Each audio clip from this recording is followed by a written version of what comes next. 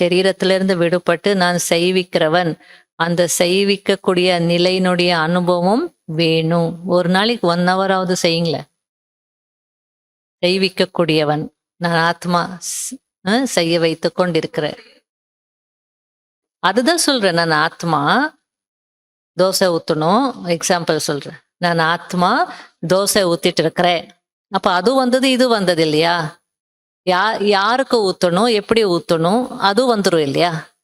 நான் ஆத்மா உணர்வுல இருந்தேன், நான் இப்படி ஊத்திட்டேன்னு சொல்ல மாட்டோம்.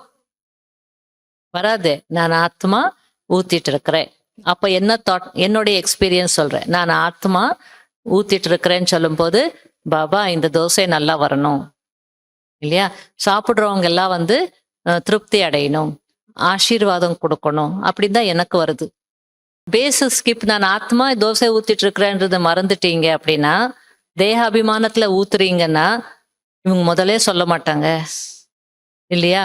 லாஸ்ட் மூமெண்ட்ல வந்து தோசை ஊத்துனா நான் எங்க ப்ரிப்பேர்டா இருக்கிறேன்னா, இது வேற கல்லு சரியில்லை, அது வேற சீக்கிரமா செய்யின்னு சொல்றாங்க, அந்த எண்ணெய் எடுப்பீங்க கீழே கொட்டுவீங்க அவசரமா.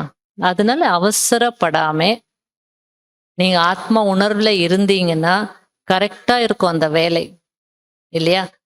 இல்ல அவங்களுக்கு வந்து யாரு வெயிட் பண்றாங்களோ 2 நிமிஷம் ஊத்திட்டு இருக்கிறேன். லேட்டா சொன்னீங்க 2 நிமிஷம் தான் வரும்.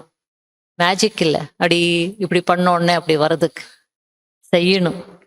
அது ஆரம்பத்துல நாங்க சமையல் செய்ய ஆரம்பத்துல பயம் எப்படி இருக்குமோ, கெஸ்ட் எல்லாம் வரும்போது குக்கர் வச்சுட்டு பாபா இது வைப்ரேஷன் கொடுப்போம், நல்லா இருக்கணும். அடுப்பு முன்னாடி நின்று யோகா பண்ண காலம் ரொம்ப அதிகம்.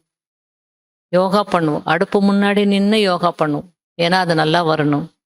கிச்சன்ல யோகா பண்ணுவோம், ஏன்னா அது வந்து அந்த வைப்ரேஷன் அங்கே போகணும்னுட்டு. அவசரமான தட்டு விழு, டம்ளர் விழு, கத்தி விழு, பீலர் விழு, எல்லாம் தான் இல்லையா? மூட போனால் கீழே விழு. அது கொஞ்சம் ப்ராக்டிஸ் பண்ணால் ஒன்றும் வந்து ஆகாது. அது டைம் ஷார்ட்டேஜ், அதனால தான் அப்படி ஆகுது. அடுத்ததுக்கு அந்த வேலைக்கு போகணும். அதனால அடுத்ததுக்கு போகணும்னு நினைக்காதீங்க. முன்ன பின்ன 5 நிமிஷம் ஆகலாம், அடுத்ததுன்னு சொல்லாதீங்க. ஃப்ளைட்டை பிடிக்க போகிறோமா, ட்ரெயினை பிடிக்க போகிறோமா, அடுத்தது போகிறோம். கொஞ்சம் அந்த கான்ஷியஸ், அதுதான் பாபா அந்த கர்மா கான்ஷியஸ். இப்போ நான் தோசை ஊத்திட்டு இருக்கிறேன், அப்போ நீ ஏன் அடுத்த டீக்கு போற,